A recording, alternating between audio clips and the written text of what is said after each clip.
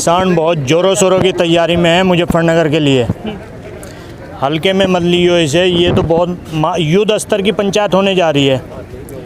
ये कह रहे भाई इन्हें रोक लेंगे या कुछ कर लेंगे, इनके पास अपना संसाधन है, सब ट्रैक्टर इनके पास है अपने, इनको कोई नहीं रोक पाएगा।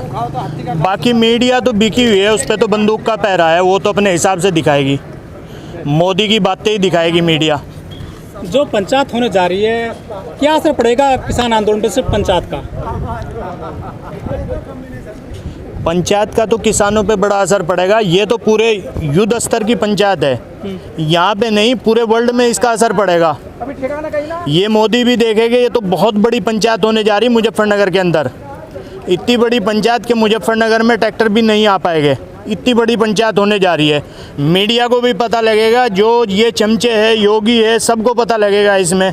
जो ये डाइवर्ट कर रहे हैं हरियाणा में डाइवर्ट कर रहे हैं किसानों का दिमाग, इनको भी पता लगेगा। उस चीज़ के लिए ही रोक रहे हैं। लेकिन 10वां महीना चल रहा है किसान आंदोलन को, सरकार टस से मसनी हुई है। किसानों ने दिल्ली में अपनी संसद भी चला ली। अब आप जो है डिस्ट्रिक्ट में जो है सिमट कर रह जाएंगे, वहाँ महापंचायत करने जा रहे हैं मुजफ्फरनगर में। कितना असर पड़ेगा उस पंचायत से? ये तो हिंदुस्तान में है, मुजफ्फरनगर ले लो, दिल्ली ले लो, हरियाणा ले लो, पंजाब ले लो, जहाँ भी है तो हिंदुस्तान में।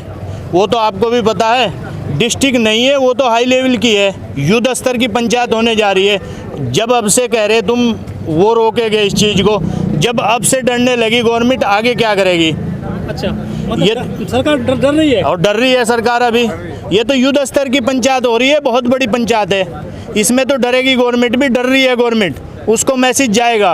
अब कैमरे पे भी बंदूक का पहरा है, सब चीज़ पे बंदूक का पहरा है अभी।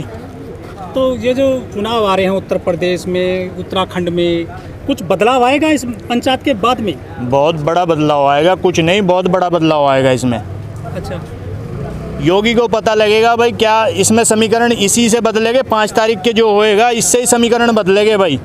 कुछ अनाउंसमेंट होगा वहाँ पे राजनीति को लेकर? देखो ये तो जभी की बात है, जब वो बताएंगे चौधरी साहब हमारे, वो तो जब ही बताएंगे क्या अनाउंसमेंट होएगा और क्या इसकी आगे की रणनीति होगी, लेकिन सब चीज़ वहीं से तय होगी। करनाल में जो लाठीचार्ज हुआ है किसानों पे, किसान की जान चली गई है, जो वहाँ पे अधिकारी है, जिस तरह से उसने ऑर्डर दिए थे पुलिसकर्मियों को कि सर फोड़ देना, खाली मत छोड़ना, किस तरह से देखते हैं उनकी भाषा को और ये कार्रवाई को? गलत है उनकी भाषा, बिल्कुल तालिबान जैसी उनकी भाषा है, वही सर फोड़ना, मारना, पीटना, यही उनकी भाषा है और दूसरी कोई भाषा नहीं है उनकी। ये भाषा तो बिल्कुल बेकार है। ऐसे कैसे IAS ऑफिसर उनको बना दिया जो ऐसी भाषा है उनके अंदर, उसको तो बनाना ही ना चाहिए और फिर दूसरा केस लगना चाहिए उनके ऊपर, अंदर जाने चाहिए वो तो बहुत IAS ऑफिसर जो भी है वो बहुत गलत है। उनसे तो जब ही जवाब मांगना चाहिए खट्टर सरकार को, भाई ऐसे ऑफिसर क्यों रख रखे हैं तुमने? किसान की जो बेइज्जती हुई है वो 10 महीने में इतनी ज़्यादा बेइज्जती हो गई कि आज तक हिंदुस्तान 75 साल आज़ाद हो गए हिंदुस्तान को, आज तक बेइज्जती नहीं हुई ऐसी। इतनी बड़ी बेइज्जती जितनी इन्हें बीजेपी सरकार ने किसान की बेइज्जती कर दी, आज तक इतनी बड़ी बेइज्जती नहीं हुई।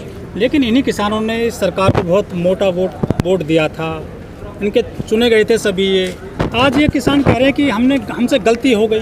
क्या किसान पहचान नहीं पाया इन लोगों को? भाई अब जब कोई सामान बेचने आता है, कोई बरूपिया है, वो कह रहा है ये ले लो, बहुत अच्छी चीज़ें दिखाओगे, तुम्हें 100 चीज़ों में रड़ाएगा तो एक ना एक दिन तो तुम आ ही जाओगे उसकी बातों में।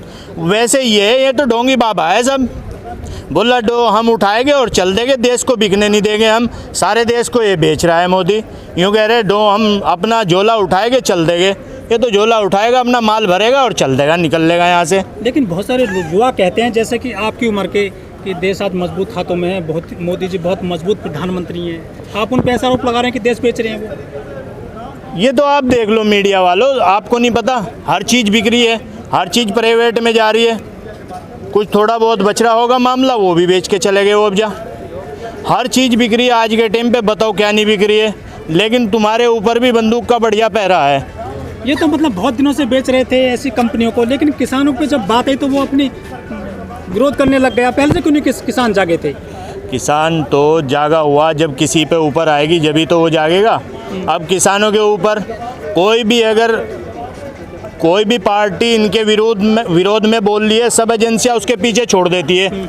एक ले दे के हिंदुस्तान में किसान बचाए, जो अपनी दो बात कह ले, दो बात सुन ले, लेकिन उसके पीछे भी अब जाए ये जो ज़मीनें हैं वो उनको हड़पना है मोदी जी को, योगी जी को, ये हड़पना है उनको।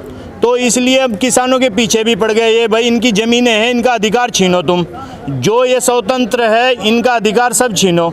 लेकिन सरकार तो कहते हैं कि 2022 तक किसानों की आय 2 गुना कर देंगे, लागत का 1.5 गुना देंगे, किसान ये कानून थोड़ा देख लें 1-2 साल। तो ये आप भी लिखवा लो उन पे एक लेटर पे, जैसे 625 अभी गन्ना है, 325 गन्ना है, वो 650 करा देना। गेहूं का भाव अभी 2000 है, वो 4000 करा देना। मुंजी का धान का भाव अभी 1800 है, वो 3600 करा देना। जो हमारी आय है वो 2 गुनी करा दियो। इससे बढ़िया क्या है यार गवर्नमेंट? सिर्फ जुमलेबाजी गवर्नमेंट है वो।